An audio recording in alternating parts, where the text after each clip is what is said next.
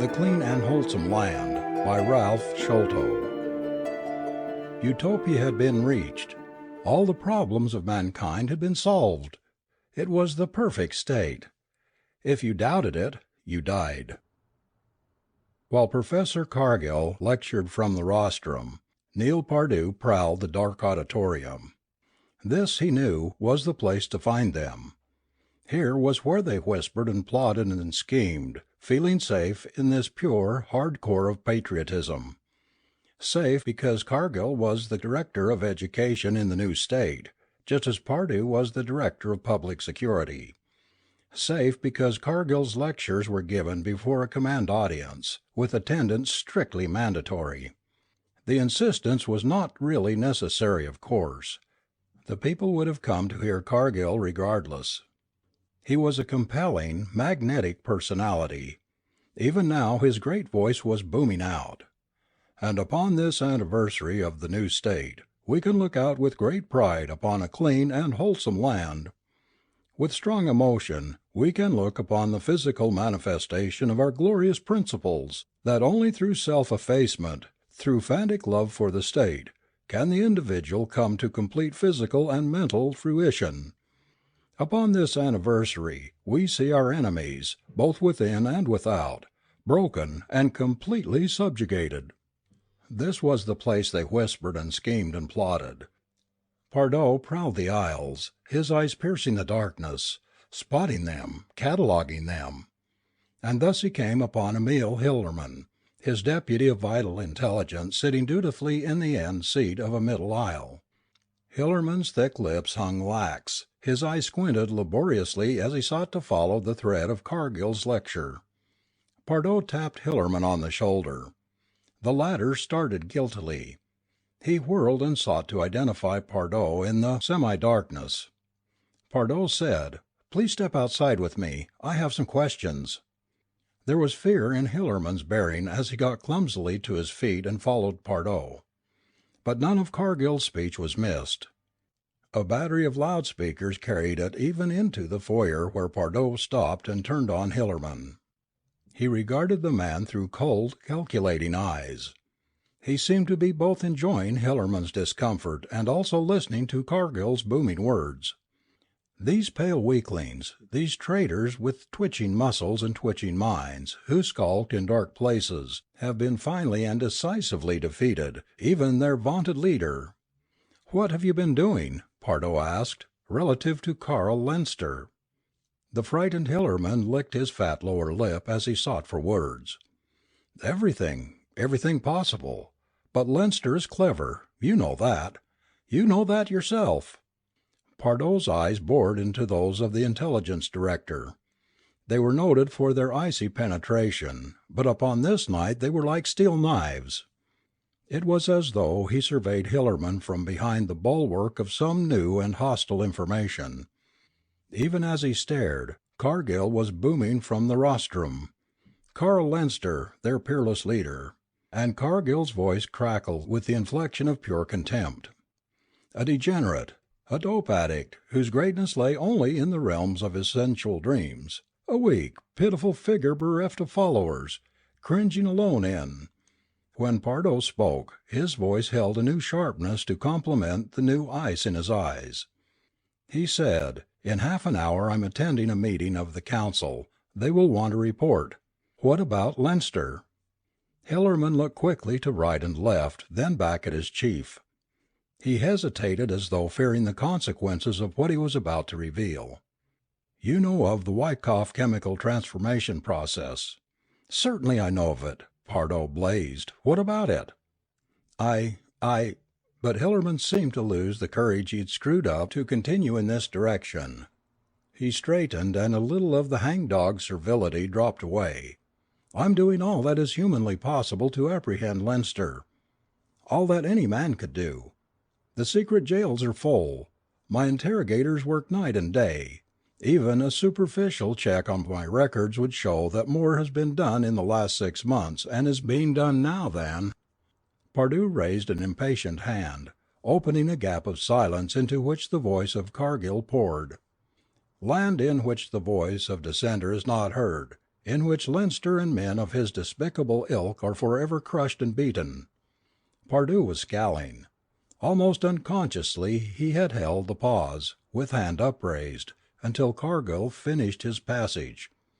As Cargill stopped for breath, Pardue jerked his hand down sharply, completing the gesture. "I have no time for any more of this, and I resent having to seek you out. Next time report to my office as is proper and keep me posted as to your activities. Next—" Pardue eyed Hillerman for one blank moment and allowed the threat to reflect clearly that possibly there would not be any more next times. Then he turned and strode swiftly from the foyer. Cargill's voice had hardly faded when he picked it up again on his car radio. It was a foregone conclusion that every radio in the land would be tuned to the lecture. So great was Cargill's popularity that every citizen traveling in a car would wish to hear it and turn on his receiver. It was foolish not to have a radio properly tuned when Cargill spoke. He was saying, "And so under the banner of complete solidarity, we will march forward, a solid phalanx against which no force can stand. Now that our own house is swept clean of vermin, rid forever of carrion like Leinster and his ilk, we can." Pardue had traveled swiftly through the streets at high speed reserved for higher servants of the new state. The lesser servants of the new state had learned caution and thus no regrettable deaths or maimings occurred. The lesser servants have grown wary and fleet of foot. Pardue switched off his motor but left his audio blaring. Cargill's voice followed him up the broad steps of the executive building and was just fading out when Pardue was able to pick it up again from the loudspeaker under the great arches. He entered the building and traversed the vast foyer to a niche which housed a private elevator. He entered the lift, deserting it on the 9th floor, where he entered an unobtrusive door and joined a group which consisted of the new state's well-guarded pool of power and brains. There was Blanchard of Finance, Keeley, Director of Foreign Education, Masachek, Overlord of the nation's larder, and 7 others. When Pardue entered, all conversation stopped, and every man looked up from a luxurious overstuffed chair. Pardue must certainly have swelled inwardly with pride at this unconscious tribute. It was well known that he held a key position on the chessboard of politics. His was in reality the most important job of all. It was to Pardue that this powerful group of men looked for that which they most treasured, their own personal safety. A chair was waiting for Pardue. He said, "I'm sorry to be late, gentlemen. I have been on a personal tour of inspection. I'm sure you will forgive me, however. I have a most interesting report." He seated himself, timing the action so it coincided with the ebb of applause coming over the speaker. Applause from the loyal multitudes who had just heard Professor Cargill end his lecture. As it was now permissible, Blanchard reached under the table and snapped a button. The speaker went silent. "An interesting report?" Keeley asked. "Amazingly so," Pardue said. "I have just unearthed a traitor in a high place." Every man in the group strove not to react, and this striving was in itself a reaction. "Most interesting," Blanchard murmured. "Are you ready to name names?" "That is my intention, but in order to forestall a great many questions, let me give you a complete background. Lederman, ambassador without portfolio, and very close to the man of almost sacred name who never attended these meetings, felt strong enough to evince impatience. The name, man, first name, then the details." Pardue smiled coldly. "Very well. The name is Carl Leinster." Lederman sprang from his chair, his face bordering on purple. "Is this a joke, Pardue? We all know Leinster is the arch traitor of our times, the leader of the resistance movement. Talk sense." Pardue, not in the least disconcerted, smiled coldly. "I'm sorry. Perhaps I should have said Emil Hillerman, my deputy, of Vital Intelligence, the man who holds immeasurable power in his 2 hands."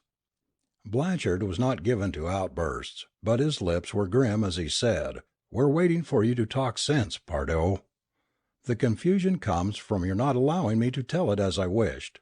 There is a gap between Leinster and Hillerman, one which, with your permission, I will fill." "Talk, man, talk." "You have all heard of Formula 652, known also as the Wyckoff chemical transformation process." There were expressions of both understanding and bewilderment. Noting these, Pardoe said, "For those of you who haven't made a point of looking into the thing, I'll explain. Wyckoff, in case you don't recall, was a chemical engineer of more than average ability who stumbled onto this formula before he died, most regretfully, 4 years ago, in 1984. Lederman continued to scowl. "We all know each other, Pardoe. Call a spade a spade. Wyckoff was a reactionary scoundrel whom you did away with for reasons of security." "Precisely," Pardoe said. "In its essence the formula is a process for taking over a man's brain, his body, his personality." "You mean—" Pardoe refused to be interrupted. "We were of the opinion that Wyckoff, though he and Leinster were great friends, was not able to impart his knowledge to the latter. We took him into custody shortly after he perfected the formula, and were fortunate in persuading him to give it to us." "But he gave it to Leinster also?" "We were certain, at the time of his death, that he had not been able to do that. We are still certain." Keeley, with a gesture, requested the floor. "I wonder if you could go into a little more detail concerning the formula, for those of us who—" "Of course," Pardoe said. "The formula is a combination of 6 chemicals, and the process of transformation is relatively simple, yet highly dangerous to both subjects involved. It means sure death for the proposed host, if not delicately handled will also result in death for the usurper. The transformation requires 3 hours to perform. Once completed successfully, the usurper can never return to his own body. It must be destroyed.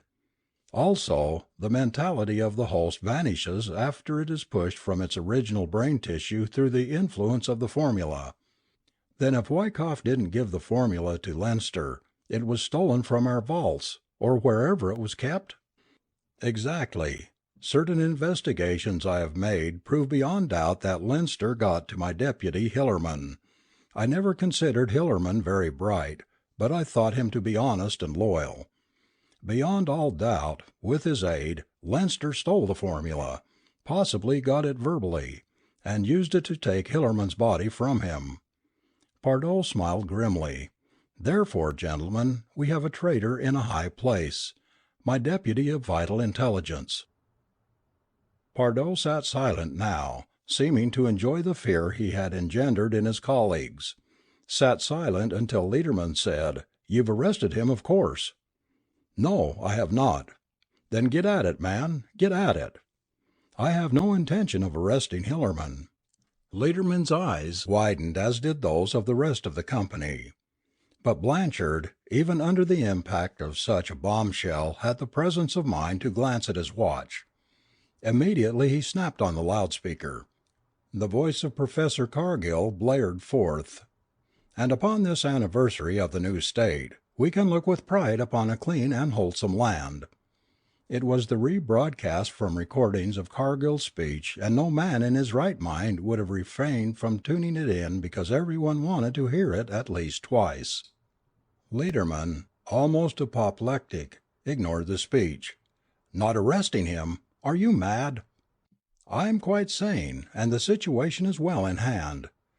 Pardoe grinned, and there was wickedness in the grin. Wickedness and intelligence. "As I said before, Hillerman was not a smart man. His job was too much for him, and I would have been faced soon with the necessity of replacing him regardless. Leinster, on the other hand, is of grade A intellect.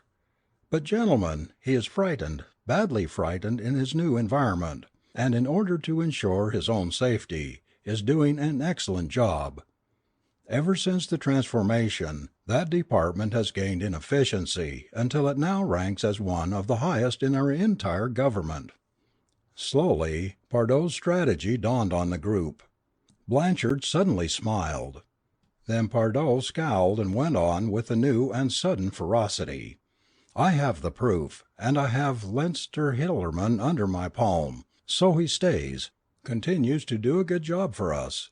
But he'll be watched, gentlemen. He won't be able to go to the bathroom without being under surveillance. We will learn a great deal from him, all we need to know." "Then you'll arrest him?" the boss of the state larder wanted to know. Pardoe came to his feet, his fist slammed down on the table. "I shall not arrest him, ever.